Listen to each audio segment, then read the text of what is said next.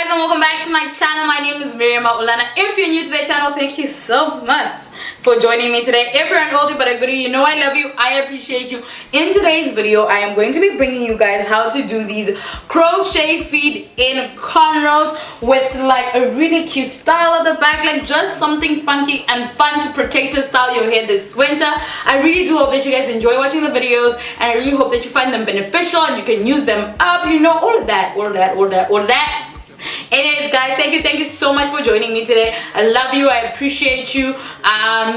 Enjoy the video and have a wonderful day. Mwah. Alrighty, so to start off, you are going to part your hair from your nose right in the center all the way to your nape. And one of the reasons I do that is it makes it so much easier for you to actually section the rest of your head if you divide it into 4 equal sections. From the center, you are now going to move and section your hair from ear to ear. You're going to now section the hair from the at the back out of the way completely. You're just going to get it out of the way using scrunchies. If you have TWA, for those that do not know, a TWA stands for teeny weeny afro, then guys, scrunchies are going to be your friend. And then now, whenever I want to do a cornrow that is dead center in the middle of my head, what I then go in and do is, after I've created my middle parting, I now take hair from equal amounts of hair from each side of the center parting, and then I have a equal center braid or cornrow section. Now you're going to now just section your hair into the number of cornrows that you want. I wanted 3 on each side of the center part, so like 3 really thick ones, and I sectioned them like in an or curve shape, and that's because I wanted to make it easier for them to be tied either in the center or on the sides, as you saw on the video. And then the first thing that I'm going to do is I'm going to take a very thin strand of Kanekalone hair, and then I am going to do my very first cornrow dead in the center of my head. The one thing that I want to tell you about using braid when you do your cornrow is you need to be very gentle at the start so that that braid doesn't pull on your hairline. So be very gentle, guys. I don't want you guys acting me once you start losing when you rip hair out of your roots. So be very gentle when you use braid for your cornrows. And I know you guys are definitely going to ask this question. So yes, if you use a thin braid for your cornrows or thin Kanekalone hair for your cornrows, you aren't going to snag on that braid when you're now crocheting in your hair for your feed in braids, for your 4 feed in braids, let's call them that. So yeah, so that's the one thing that I absolutely love about doing that. So if you have a TWA, don't worry, just make sure that the strand of Kanekalone hair that you are using is small enough.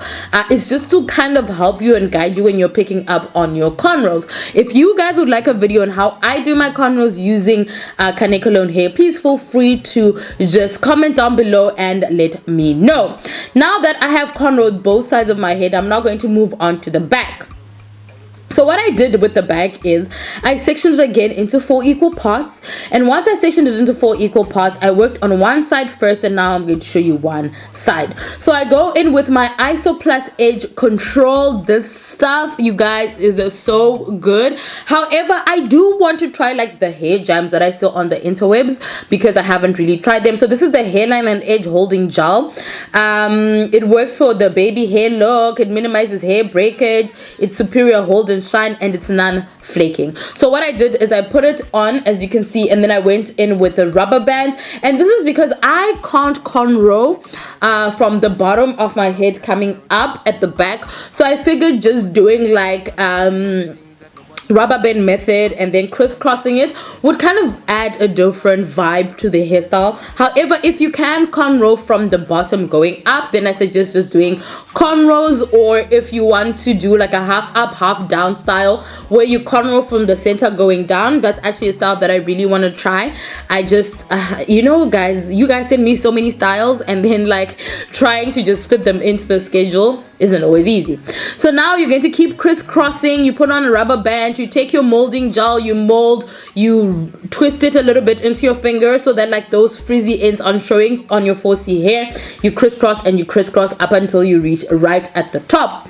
So now we're going to go in and start our 4 feed-in braids, and the way that we're going to do this is, as you guys have seen, I will link a video right here. I am going to link a video of the actual technique of how to do 4 feed-in braids, but as you guys have seen, you start off by crocheting your canicolone hair. So you divide it into small semi-equal parts. They don't have to be like measured by a tape measure or anything, but take about the same size for each little strand and crochet them into your cornrow, and make sure that they're close together so that when you start cornrowing, it makes it seem so that the change is gradual, number one, uniform, so that it really looks like you're feeding in the hair, you're feeding in the braids as you go, as you cornrow. And then depending on how thick you want your feed in cornrow to be, that's how you choose the thickness of the braids that you're going to be feeding in.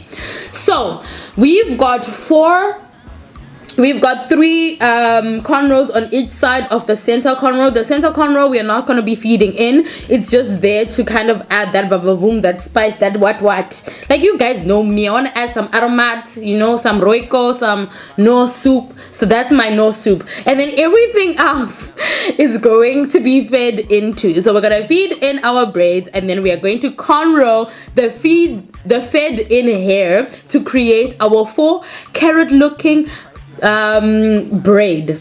So it is thin in the start and then it goes thick as you go, and that is the nice thing about it. And the nice thing about the 4 feed in braids is, even if you find yourself in water or you find yourself in humid conditions, your 4C hair, I know 4C hair especially, but your kinky curly coily hair isn't going to frizz and end up showing through your canicolone hair.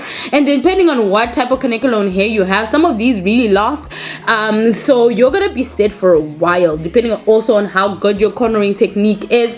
So as you guys know, I like to add a little bit of vavavoom. So I basically just took ombre braids, I put them onto a scrunchie, I attached them to my hair, to everything right there in the center, and then I braided those so that they can be like a ponytail. So it's basically like a braided ponytail that I've just attached to my hair, and then it's going to be like a side braided one, or you can pot the 2 braided ponytails and create 2 buns that you guys are going to see in a picture that I'm just going to insert later, and also what you saw in the intro. So you can either have it as one like long ponytail, or you can have it as 2 buns. It really just depends on what you guys like. I really do hope that you guys enjoyed this video.